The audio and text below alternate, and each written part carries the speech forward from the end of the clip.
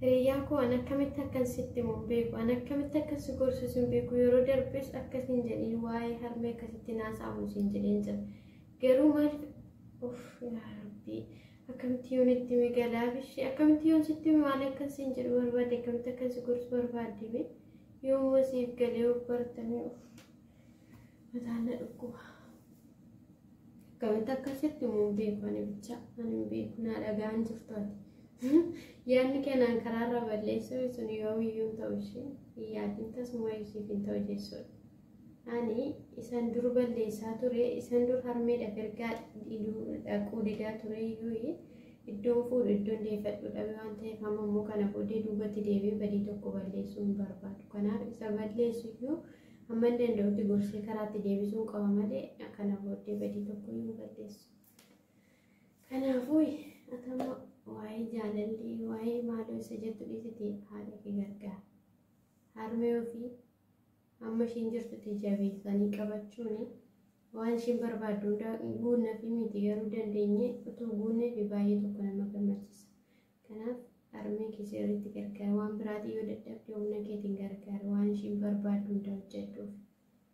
harmeen dirqama qabdi jette harmeen dirqama maalii qabdi eenyu dirqama itti kenne harmee keenyatti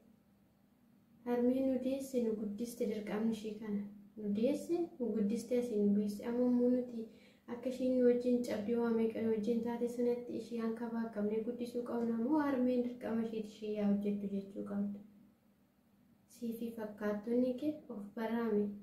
of barimee ati siriyyaa ko sin gorsa ammas akka hiriyyummaatti of bari akkamitti akkan sitti mee siif galu bichaan beeku baay'ee sitti meera baay'ee saasa'ee jira haasaan baay'atee faayidaa hin qabu siif sii galaan jiru garuu yoo akka siif galu bichaan beeku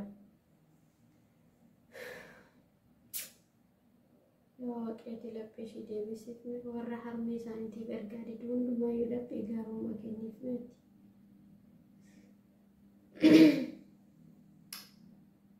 maal godhe waan hundaa fi waan asittaa soo kana hundumaa suutadhi itti yaadamu waamatti deebinaa deebisuu sun taane itti yaaditti harmeen keenya maal akka taate bariiti sana booddee haasa'uu dandeenya. Akkasitti bitta gaafata akkasitti kusuusattee teechuu jaartii fakkaatte akka jira miti garaana nyaatte garuu suma beektuu goota ta'us immoo garaana nyaatte yeroo tokko namni kun ikko nan beeka jedheeti bakka hammatu jira jedhee karan taanetti daandiin taanetti achi jallatee deema daandii sirrii odoo argurraa goree deema jechuudha kanaaf ati isaan keessaa tokko kanaaf naasasiisteeti malee jechaati naan jettuun iddoon qabu isaaf ammataa buuse sitti fakkaate an isaaf iddoon qabu beekti ko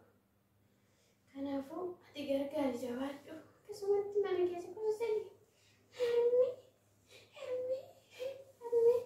Acho kaatemu aduddeko mataa koo ni dhukkuba qo'achuun dadhabe waan gootareka sammuun kee waan biraatiin guuttame ana yoo ta'e giifti ko ol galee gadi ba'e nyaadhee dhugee barbaadu nan lafa barbaadu nan deema barbaadu nan qo'adda barbaadu jaalallee kun janajjanadha kanaafuu janajjanaa dhiisee harmee gargaare hojii yoo jettu kana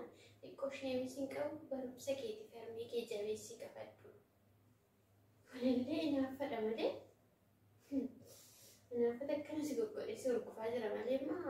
ana dhuguma akkanatti akkana harmee gargaaruuf akkanatti dhimmamte akkanatti yaaddeetti miti amma naa galaa danda'u.